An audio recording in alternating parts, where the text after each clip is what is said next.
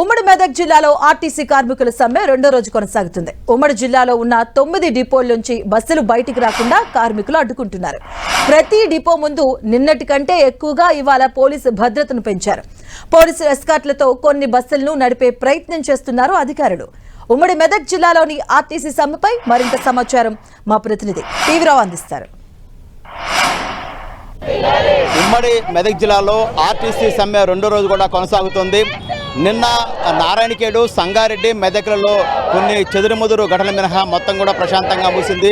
రెండో రోజు కూడా 9 డిపోల నుంచి బస్సులు బయటకు రాకుండా కార్మికులందరూ కూడా డిపోల ముందు నిరసన వ్యక్తం చేస్తూ ఉన్నారు. మనకు చూస్తున్నాం, సంగారెడ్డి డిపో ముందు రెండో రోజు కూడా కార్మికులు తమ యొక్క నిరసన వ్యక్తం చేస్తూ ఉన్నారు.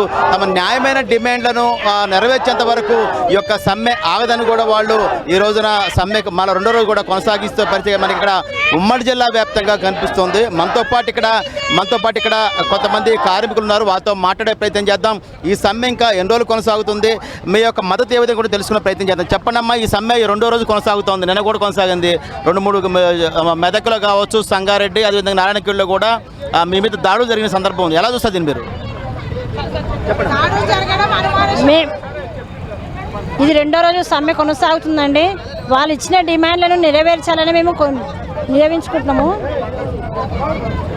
వాళ్ళు ఫస్ట్ చెప్పిన మేనిఫెస్టోలో పెట్టిన 3 అంశాలు వాళ్ళు 32 పెట్టచ్చు, 29 ఇస్తా అంటారు. మాకు 29 అవసరం లేదు, మాకు 3 డిమాండ్లే అవసరము. ఫస్ట్ ప్రభుత్వంలో విలీనం చేయాలి, మాకు ఆర్టీసీని ప్రభుత్వంలో విలీనం చేయాలి. తర్వాత యూనియన్లు పునరుద్ధరించాలి. మా పిఆర్సీ ఆటోమేటిక్ ఏవైనా సరే వచ్చేస్తుంటాయి. ఇన్ని రోజులేమో ఆర్టీసీ కార్మికులను మేము చూస్తామని చెప్పారు, ఇప్పుడు ఎక్కడ పోయింది? అప్పుడు చెప్పిన మాటలు ఏమైనాయి, ఇప్పుడు ఏమైంది? చూడండి, ఒక మెట్టు దిగి రావాలి. రేవంత్ రెడ్డి గారు గద్దె దిగి రండి, బిగ్ షాట్ అని చెప్తారు, బిగ్ న్యూస్ అని చెప్తున్నారు. ఏనికైనా మేము పోరాడతాము. ఆర్టీసీ కార్మికులు అంటే గుండెల్లో నిద్రపోయినట్టుగా తెలుసుకోండి. మేము చులకనగా కనబడుతున్నామా? చిన్న చూప? అప్పుడు మాతోనే గెలిచారు. ఒక్క కండక్టర్లు బస్సులో 100 మందికి ఊరున గ్రామాలు తెలిసి కాంగ్రెస్ చేసుకొని మనము గెలిపించుకుందామని చెప్పి మేము ప్రచారం చేసినాం. అప్పుడు ఏమైంది తెలివి? ఇప్పుడు గుర్తొస్తలేమా? ఎట్లా నిద్రపడుతుంది మీకు? గమనించగలరు. ఉమ్మడి మెదక్ జిల్లాలో రెండో రోజు కూడా సమ్మె యథావిధిగా కొనసాగుతుంది. మొదటి రోజు ఏ సమ్మె చూసామో చెదురుముదురు ఘటన దృష్టిలో పెట్టుకొని పోలీసులు అయితే అన్ని డిపోల మీద భారీ బందోబస్తు ఏర్పాటు చేశారు. ఎక్కడ కూడా ఎలాంటి అవాంఛనీయ సంఘటన చోటు చేసుకోకుండా అన్ని 9 డిపోల ముందు కూడా పోలీసులు అయితే పూర్తి స్థాయిలో బందోబస్తు ఏర్పాటు చేశారు. మనతో పాటు కొంతమంది ఇక్కడ ఉన్నారు, తెలుసుకునే ప్రయత్నం చేద్దాం. చెప్పండి, రెండో రోజు సమ్మె కొనసాగుతుంది, ఎన్ని రోజులు కొనసాగే అవకాశం కనిపిస్తుంది మీకు? ప్రభుత్వం సానుకూలంగా స్పందించి మా న్యాయమైన డిమాండ్లను ఓకే చేస్తే మేము ఇప్పుడే మేము సమ్మెను విరమిస్తాం. మా న్యాయమైన డిమాండ్స్ ఆర్టీసీని ప్రభుత్వంలో విలీనం చేయాలి, యూనియన్లను పునరుద్ధరించాలి, ప్రైవేట్ బస్సులను రద్దు చేయాలి.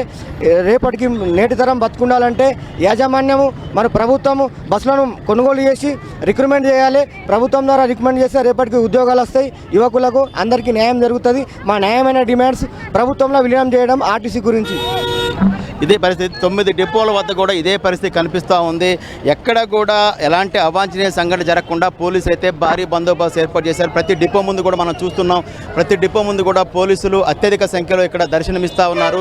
మొత్తం మీద చూసుకున్నప్పుడు 2000 మంది కార్మికులు, సుమారుగా 2000 మంది కార్మికులు 9 డిపోలో ఉన్నటువంటి అందరూ కూడా తమ యొక్క విధులను బహిష్కరించేసి ఈ డిపోల ముందే నిరసన దిగిన పరిస్థితి మనకు కనిపిస్తూ ఉంది. మా యొక్క న్యాయసమ్మతమైన డిమాండ్ నెరవేరేంత వరకు రాష్ట్ర జేఏసీ ఇచ్చిన పిలుపులో భాగంగా నిరవధికంగా ఈ సమ్మె కొనసాగుతుంది. ఈ సమ్మెలో మేము భాగస్వాములు అవుతామని కార్మికులందరూ చెప్పే పరిస్థితి ఇక్కడ కనిపిస్తూ ఉంది. కెమెరా పర్సన్ వినోద్తో, PV రావు, 10 TV, సంగారెడ్డి నుంచి.